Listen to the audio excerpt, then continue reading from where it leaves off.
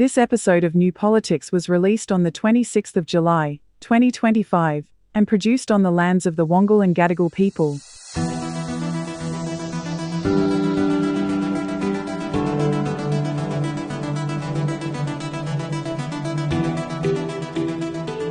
Welcome to our audience and welcome to you, David. Hope you've had a very good week.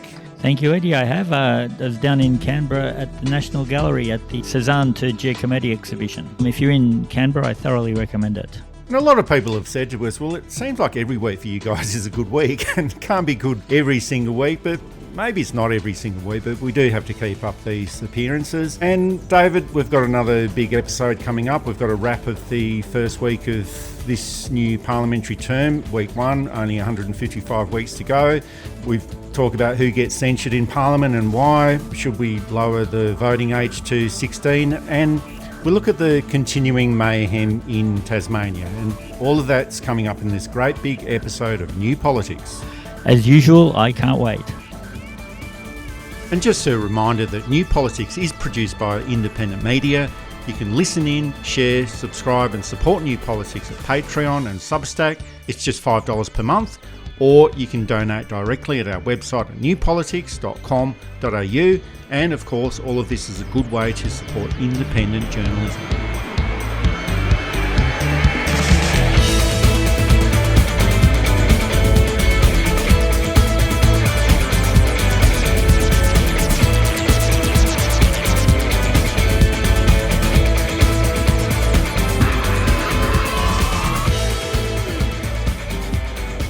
The new parliamentary term has commenced and it began with the Welcome to Country ceremony and followed up by the Prime Minister Anthony Albanese addressing all the parliamentarians in the Great Hall in Parliament House. The Welcome to Country is such a powerful way to begin a new parliament. Like a lot of the most positive things about our nation, we shouldn't take it for granted. This ceremony did not take place until 2007. And was controversial in 2007. It is not controversial today, nor should it be. It is a respectful way of us beginning our deliberations here in Canberra, which of course means meeting place. What a Welcome to Country does is holds out like a hand warmly and graciously extended, an opportunity for us to embrace and to show a profound love of home and country. It is a reminder as well of why we all belong here together, that we are stronger together. And we belong, if I may return to Auntie Violet's wonderful words, in a spirit of understanding, respect and shared purpose. And there's quite a bit of difference to this new parliament, David, and the Labor Party has got the most seats that it's ever had in federal history, and it's got so many that some of its MPs have had to sit on the opposition side of the chamber. There's a lot more women in Parliament, not so much on the coalition side. Their numbers have actually gone down quite dramatically. And I think for the coalition, just being outnumbered by so many MPs, there's 94 MPs for the Labor Party and just 43 for the coalition. I think that just keeps reminding the Liberal Party about how badly they performed at the 2025 federal election and the mountain of work that they will need to do if they want to become politically competitive again. Now, the Prime Minister did announce in Parliament that he wants this year to be the year of delivery. And there's so many areas that will need to be delivered on in education, health, housing, early education, infrastructure. But there's virtually no excuses, David. The Labor government has got a massive majority. It's got a favourable Senate to work with.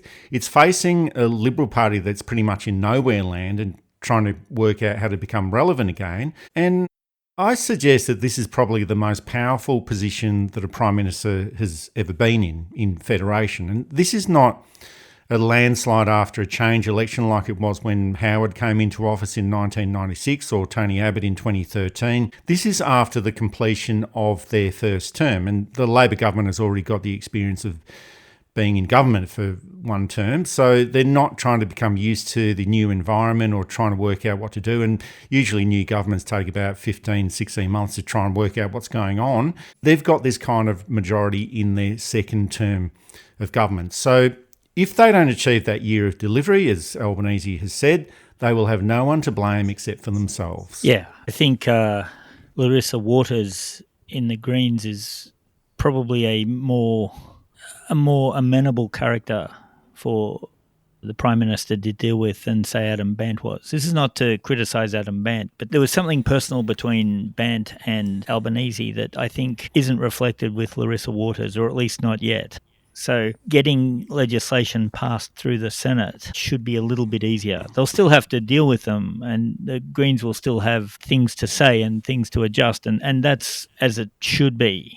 I've said before, we shouldn't expect the Greens to just wave everything the government says through. They have to examine it. They have to examine it. They have to debate it. They have to make sure it fits in with their core values. But I think that they'll have a slightly easier time with Larissa Waters. And of course, the coalition is irrelevant. It's rebuilding. The National Party seems to be splitting. You've got Michael McCormack and Barnaby Joyce, two ex-leaders, two who you'd argue maybe shouldn't be in Parliament anymore, trying to undermine David Littleproud. And again, I'm not here to defend David Littleproud by any standard. National Party, at least looking towards something that's a bit more sensible for the environment and for their constituents that aren't just the mining lobby, isn't the worst thing they can do. I think that's fair to say. And again, that's not to say I'm now going to rush out and vote National next election. For one thing, I don't have any National candidates in my electorate. But for another thing, there's still a lot I will disagree with them over. But I think while Labor has a lot of challenges, the risk of non-disciplined members, the risk of splits, the risk of little egos now having a big spot because they can split from the party without the risk of losing their seat. The now smaller parties like the Liberal Party, like the National Party, actually have the chance to reform in a way that's less painful than having to deal with the massive factions. Not to say that those vested interests won't be problematic. Barnaby Joyce, I think, sees the only way back for him, and he's been trying to get back for 10 years and hasn't got anywhere. He gets a bit of press coverage and then fades away again. Well, good things take good time, David. Things do take good time. It's a chance for the parties, including the Greens, to really hone what they want and hone their spot in the electorate. Labor has their spot in the electorate. They have to keep it. The others now have a real once-in-a-lifetime opportunity to become closer to what the voting population wants.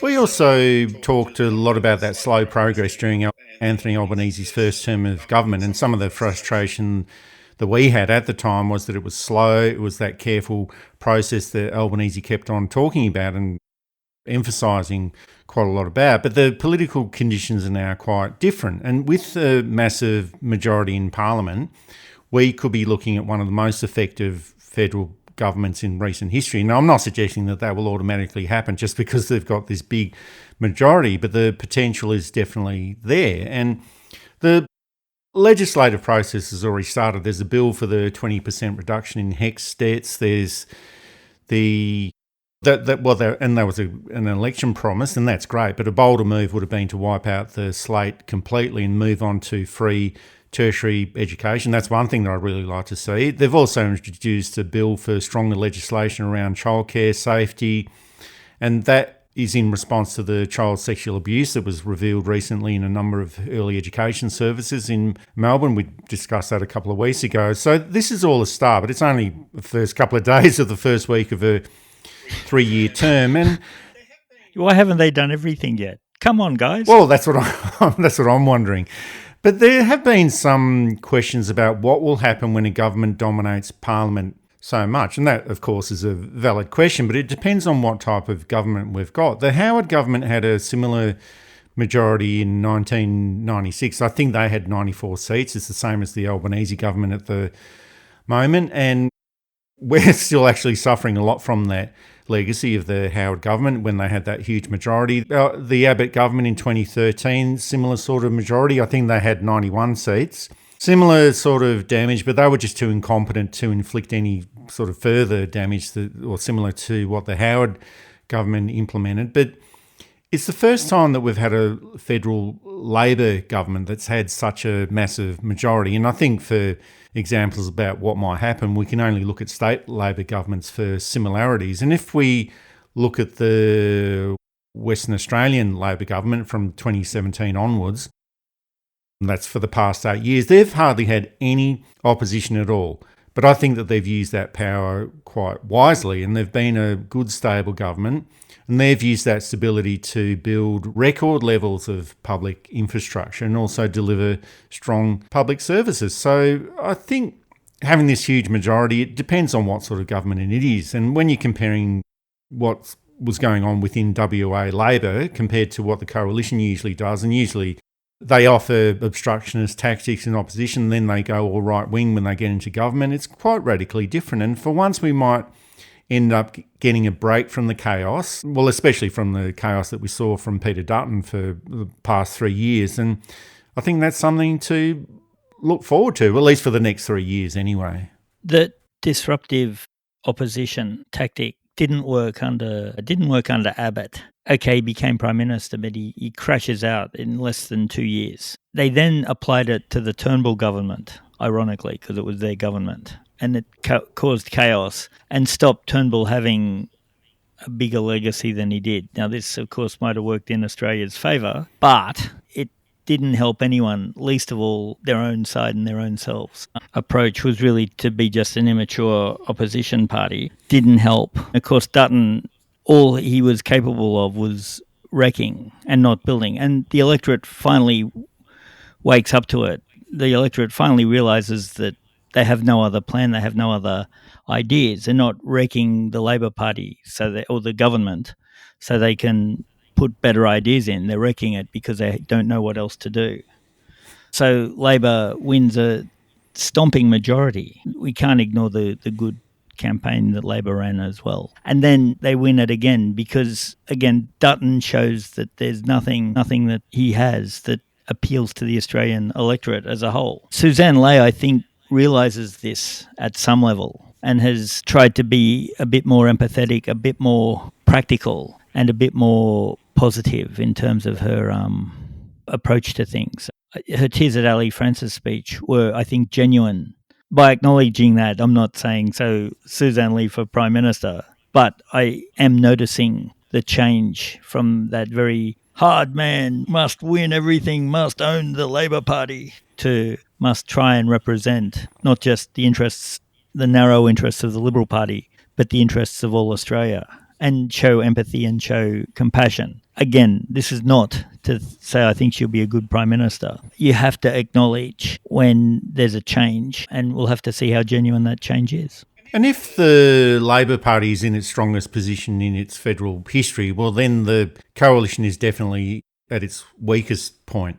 Well, especially for the Liberal Party. Their primary vote was at a record low at the last election, and it's gone down even further in opinion polls, in the latest opinion polls. Not that means anything at this stage, but they have gone down. And for me, what started with John Howard in the 1990s seems to have finally collapsed with the demise of Peter Dutton. And that seems to be a generational change, not just in the personalities, but also in their ideological thinking. And they do have to change that if they want to be relevant in the future. But just based on the first week back of Parliament, just when you think that they couldn't fall any further, some Liberal and National Party MPs, well, they're trying to drag things down even further, David. Angus Taylor, Andrew Bragg, Michaelia Cash, they're still obsessing about Anthony Albanese not meeting with Donald Trump and supposedly spending too much time in China recently, and now they're fixated on Labor's modest superannuation tax changes for balances over $3 million, and I think they've got Tim Wilson on the case there. And this is while the Nationals and Barnaby Joyce, they just continue to backtrack on net zero by 2050 targets and playing their stupid political games with all of this. And it just seems they've got some sort of political amnesia going on as well, and they just seem to have forgotten all about what actually happened at the 2025 election. If you want to go a step further, it seems like they've forgotten what happened in the 2022 election as well. And as you suggested before, David, I think that the new Liberal leader, Sussan Ley, she's slowly trying to be a more constructive opposition leader, and not that I think that she'll be that good as a Prime Minister. I tend to agree with you, but leadership is not really the issue. I think that it's the entire party that is the problem. Sussan Ley has already been white-handed by her own party. She gets slagged off every day by the usual suspects at Sky News. The Liberal Party is still this sort of blokes club. It's that muscular outfit that's got this old-style conservative idea about what politics is all about. Even the women in the Liberal Party still want to behave like blokes to get ahead in the Liberal Party, and that I don't think leaves very much room for genuine reform. And if the coalition really wants to get serious about reforming itself, well, maybe they could just study what Anthony Albanese did between 2019 and 2022. I think we've talked about this before, David, that when he was the leader of the opposition. And Sussan Ley had said that she wants to be a constructive leader and support the government in those areas of common interest. And these are exactly the same words that Anthony Albanese first used when he became the leader of the Labor Party. But I think they just have to stay focused, they have to stay disciplined, and on top of that, stop behaving like arseholes. That's the most important thing. And these habits might be very hard to break based on what we saw during this first week of Parliament. And even if they do change, it might not be a guarantee of success, but at least it would make them more relevant again. I think there's a lot of vested interests. South Australia has recently brought through legislation to cap political donations at $20,000, I think. I would cap it much less, to $500 or $1,000. None of this anonymous, fully transparent who has donated, and have fully publicly funded elections in which you've got to qualify to get the funding. I think having a core of people who say they're going to vote for you, making sure you're a genuine party, etc., that all of that is fine. But I think we've got to get away from various extractive or forestry or gambling interests controlling what the major parties say or what any party says. We might be too heading towards, and I've been saying this for too long now, so I'm probably wrong, but we might be heading towards a split in both major parties. Both major parties have survived splits before, but I think we might be heading for a seismic one where there's a complete refiguring of what is needed.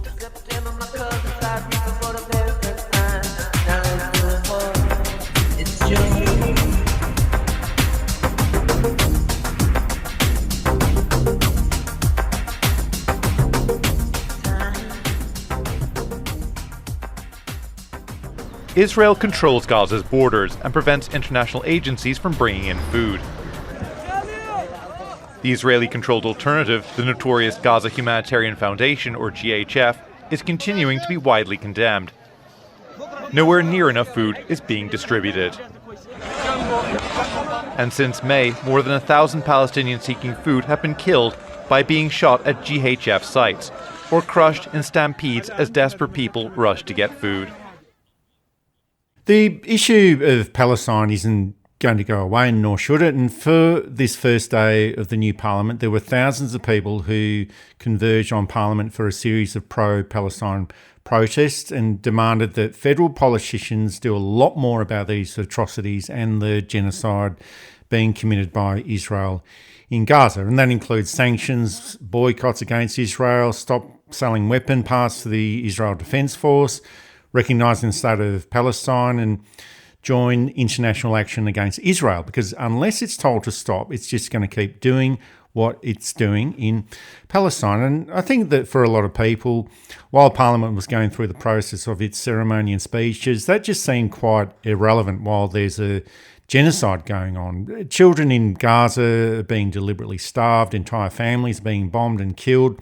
Most of Gaza is being turned into rubble, and the world community, including Australia, is failing to stop this from happening. During the week, Australia was one of the 28 countries that signed a statement condemning the actions of Israel, saying clearly that what's happening in Gaza violates international law, But they've said this many times before, but it's still far too little and far too late. Foreign Minister Penny Wong is still delivering all of those carefully worded statements that are designed to say something without really saying anything at all, and just being very careful not to offend the Israel lobby in Australia and the Zionists, and even went to the extent to lead a censure motion against the Australian Green Senator, Mehreen Faruqi, for holding up a sign which said, "Gaza is starving, words won't feed them, sanction Israel." And Penny Wong has taken strong offence to this, a lot more offence than Israel blowing up children and entire families in Gaza. Here's Senator Wong in proposing this motion. And in this place yesterday, Senator Faruqi went a step further. She disrespected the rules of the Parliament by holding up a sign for the duration of the Governor-General's address on the opening of this term of Parliament. Now, what we saw this week is what we have seen before from Senator Faruqi. Senator Faruqi demands respect, but she does not offer it. She denigrates anyone who doesn't agree with her on everything regularly, including personally. I don't think this is the leadership Australians expect. I don't believe this is what Australian democracy is about. It's not any old censure, it's an extreme disapproval and profound disapproval, and also includes an extended censure that it's not appropriate for Senator Faruqi to represent the senator as a member of any delegation during this life of this parliament. And this is absolutely outrageous, David, holding up a sign calling for the sanction of a foreign government, and Senator Faruqi is effectively banned from the parliament for 3 years. Here's Senator Faruqi's response. Labor and the coalition in this chamber want to avoid the truth. You don't want to see it or hear it. And now here we are. You want to force me to apologize for telling the truth. Well done. You can all pat yourselves on the back and move on while Palestinians are slaughtered. I do want to draw attention to the words of Martin Luther King in his letter from a Birmingham jail. And it seems especially relevant while you all sit here and censure me for breaking what you call the decorum of Parliament, of my failure to be polite or respectful while a genocide unfolds, while kids are being killed. He wrote of his frustration with the white moderate, who is more devoted to order than to justice, who seeks only the absence of tension rather than the presence of justice, who says, I agree with the goal you seek, but I cannot agree with your ways of achieving it, who has a paternalistic belief they can set the timetable and decorum of another people's freedom.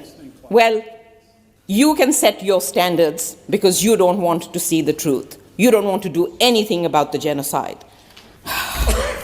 And one day, you know what? One day, you will all have to explain to your children and grandchildren where you stood when tens of thousands of men, women, and children were being slaughtered. And I wouldn't like to be in your shoes then, because you are all on the wrong side of history. And David, I think if we wanted to see evidence of how much influence the Israel lobby and the Zionist groups have over the Federal Parliament of Australia, I think this is a prime example. Within an hour, the resolution was put up by Senator Penny Wong. It was voted on. And instead of sanctioning the State of Israel, it's the government sanctioning an Australian senator for holding up a bloody sign. It's absolutely outrageous. The sign didn't incite anyone to violence. It didn't call for the deaths of anyone. It was a peaceful protest that a senator or anyone should be allowed to do. I don't look at Senator Faruqi and think, oh, what a terrible racist, anti-Semitic person she is. And obviously not obviously, but it's not surprising that she's going to perhaps favour one side over the other.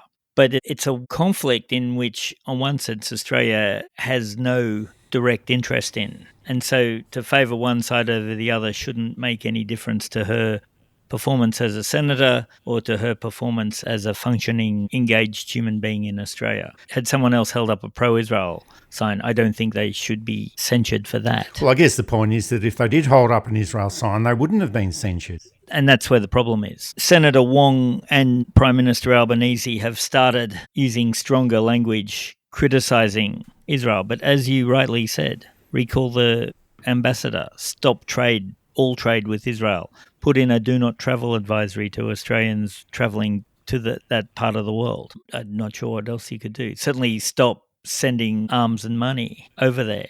But Israel needs to be treated as the pariah it is till it fixes things. Again, I think a return to the 1948 borders, and I know some people are saying that's not enough. We should dismantle the whole thing altogether. I think these have to be done in stages anyway. So a return to the 48 borders, or at least the 67 borders, would be the first thing, with the United Nations enforcing that through a task force. I think as Netanyahu gets more desperate to avoid a trial and almost inevitably prison, his actions are becoming more desperate. But it's becoming hard for I'll call it the non-aligned West, even though they're deeply aligned, but for places like Britain and America and Australia to support that government. It's a difficult thing, I understand that. You shouldn't interfere in internal politics of a foreign government. But we've hit a humanitarian thing. Let's be frank, it's not going to hurt our economy that much. Whereas you might argue that hitting China too hard will ruin the country, or hitting America too hard will ruin the country. Hitting Israel hard will show Australia to be a much more principled place than it's been showing itself to be over the last few years, and not hurt us that much. So from a philosophical standpoint, it's right, because we can't have innocent people being bombed. I think they've got 2 Hamas leaders in the 18 months, but 60,000, 50,000, 60,000 people have been killed. And there's a hunger crisis there. 15 children a day are starving to death. And it's just appalling. And it would be appalling if it was the other way. I think it's time the world stood up properly. Words aren't enough in this case. We need actions. This is New Politics with Eddie Djokovic and David Lewis, the best podcast on Australian politics and news commentary. You can support us through Patreon and Substack, and also find us at newpolitics.com.au.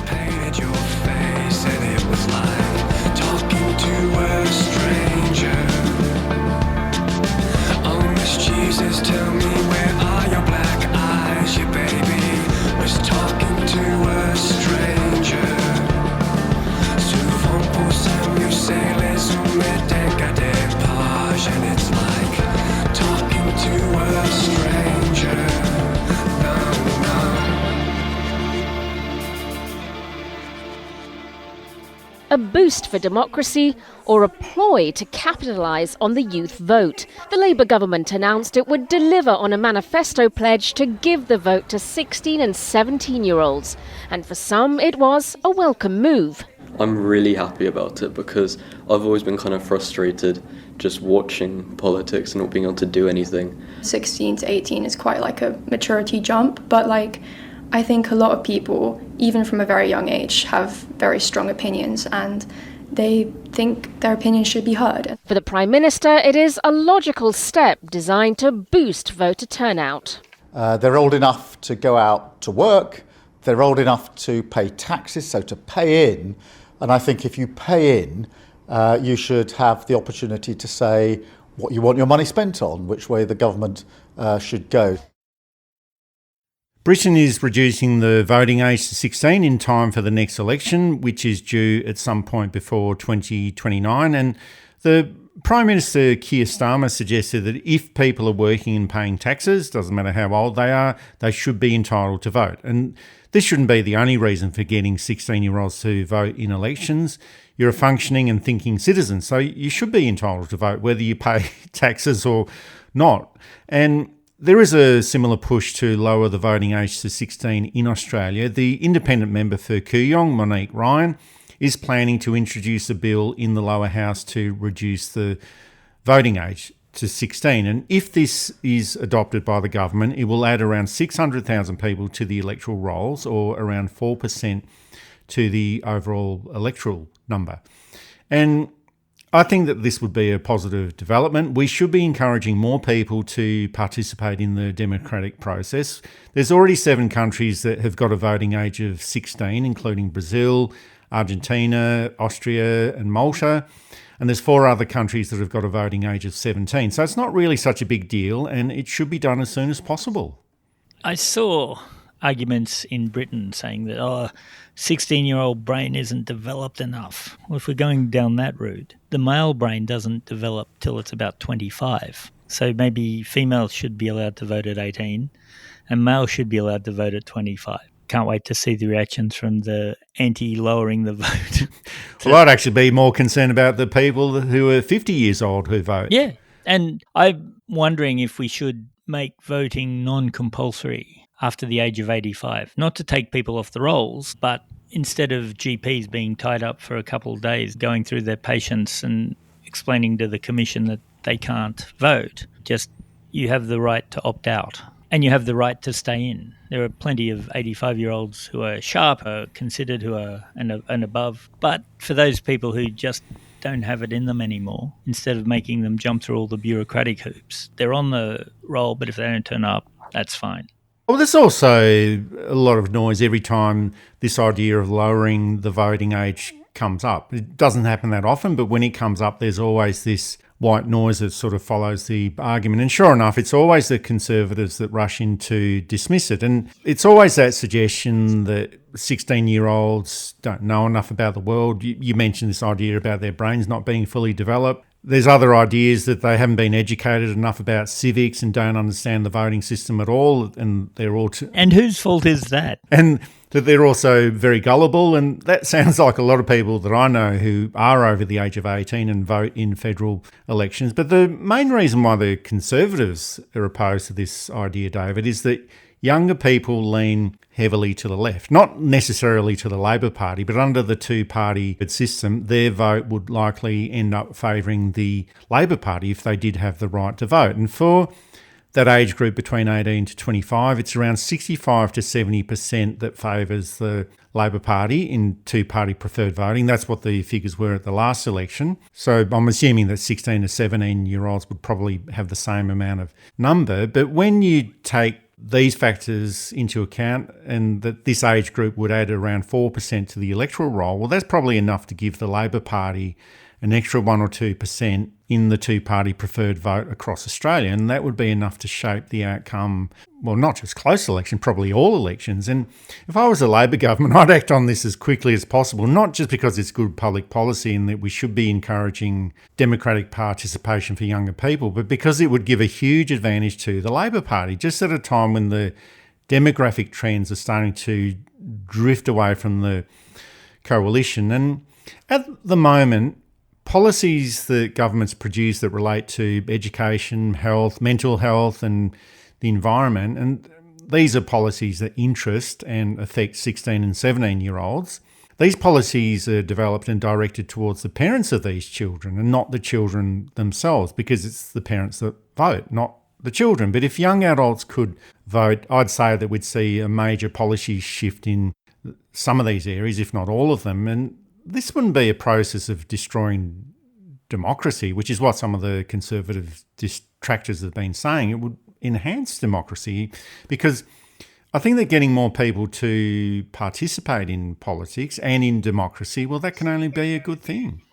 It is, and we need an informed and engaged electorate. Now, not every 16-year-old is going to be informed and engaged, but not every 40-year-old is informed and engaged. Every time there's a suggestion of changing the electoral system, the right in particular jump up and down about how unfair it is and how, again, there are 16-year-olds who vote to the right, who are members of the National Party, who are, or young Nationals, members of the Young Liberals. Those who might not be members of the party but think that the Labor Party is dangerous. Maybe they're being conditioned to think that. Maybe they've come to that through their own thinking and recognizance. For all the complaints the right have about compulsory voting, far more right-wing governments have been elected than left-wing governments at a federal level. And I think even at a state level... At a state level, it's more even, but certainly in federal politics, the non-Labor side of politics has held office for 70%. it hasn't advantaged anybody at all. It has advantaged the electorate, and I guess that's what they're most scared of, a thinking, engaged electorate. I was one of those nerds who pre-enrolled to vote when I think it was 17. The Electoral Commission came round and to the school and spoke about the importance of voting, and 5 of us signed up out of, a class of 80 or something, or a year of 80. And I suppose too, we were some of the middle class kids who had that privilege to be able to think a little bit more about it. So again, it might give Labor a short-term boost. And of course, where Labor is winning elections is in the preferences. They're winning on second and third preferences, which if you're a young person who votes Green at number 1 and then maybe an independent at number 2, you're not putting Liberal at number 3. You're not putting the Nationals at number 3. You're not putting One Nation at number 3. You're putting Labor at number 3. And those preferences might flow through that way. But that's been what's happening anyway. I suspect that 1 or 2% advantage they might get if the polls are right and if voting intentions stay. And I don't think it's as big an advantage as the fear-mongering right will tell you.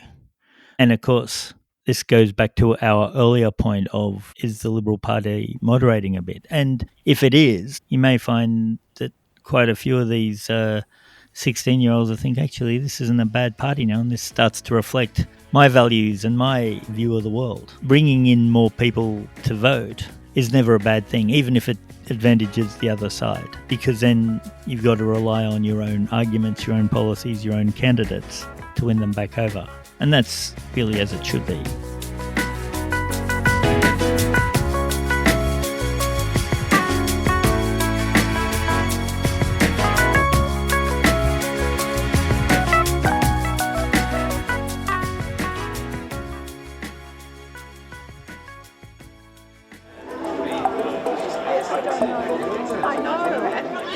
It's deja vu for Tasmanians after another election.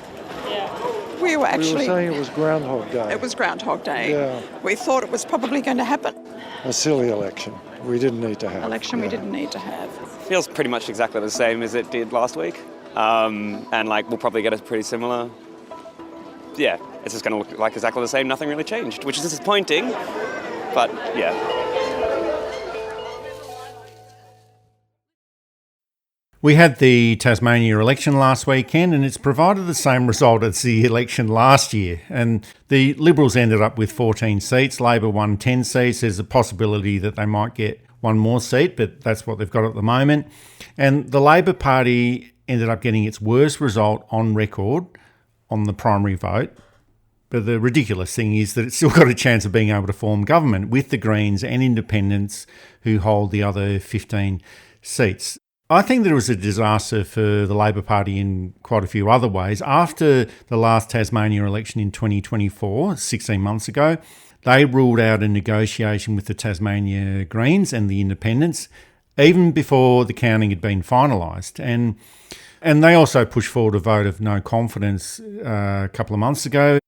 At that stage, they also refused to negotiate with the Tasmania Greens and Independents. And they could have avoided this election fully. And I just think, David, that in politics you take the opportunities that are provided to you and you try and form government at every opportunity, whether there's an election or not. And there's been quite a few changes of government within Australia without actually going to an election where the government changes on the floor of Parliament. So that is always a possibility. But I think that a part of this is that visceral hatred of the Greens that the Labor Party has got. And we see that very much with Anthony Albanese in federal parliament. You talked about that earlier on, David. Not so much in the ACT, because the Labor Party and the ACT Greens were in a formal coalition for 15 years. But a lot of this stuff is illogical. Tasmanian electorate has voted in a particular way, and now it's up to the elected members to make it all work. The Premier, Jeremy Rockcliffe, he's the incumbent and the winner of the most seats, so he's got the right to go to try and convince the Governor of Tasmania that he has got the confidence of the Parliament. And if he can't do that, well, it will be up to the Labor leader, Dean Winter, to do the same. But it's unclear what will happen in this situation because 9 of the 10 independents that have won at the Tasmania election, they are progressive and left of centre. Then there's the Greens, and it's hard to know what will happen here and who will be supported. There's an old axiom or joke, I suppose, that says, be careful of the toes you step on today. They may be part of the legs that are hanging off the bottom you've got to kiss tomorrow. And Labor, with its relationship with the Greens in particular, seems to ignore this. And politics is brutal. People will remember what you did. It's not Maya Angelou in politics, where Maya Angelou said people won't remember what you say or what you did, but they will remember how you make you feel. In politics, they remember everything and they hold on to it forever. So the hollow victory you get today may come back to bite you in 5 or 10 years. Bruce government lost a vote in Parliament that Billy Hughes essentially helped engineer because Bruce rolled Hughes back in 1921, and in 1929 Hughes got his revenge. There are more recent examples too. Politics is strands of shifting allegiances, and sometimes your political friend today can be your political enemy tomorrow, and that's why you'll see often a lot of politicians on opposite sides actually socialise and get on well because they understand that over Parliament we're calling each other the most horrible names and accusing each other of the most horrible things, but we don't really mean it because that's how the strands of advantages.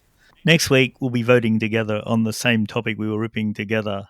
And that's how negotiations work. Probably shouldn't be as simplistic as Scott Morrison's response to one of the independents. Nick Xenophon says, let's go and grab a coffee, thinking it'd be just a nice way of keeping in. And Morrison says, I'm purely transactional. Of course, that costs Morris badly.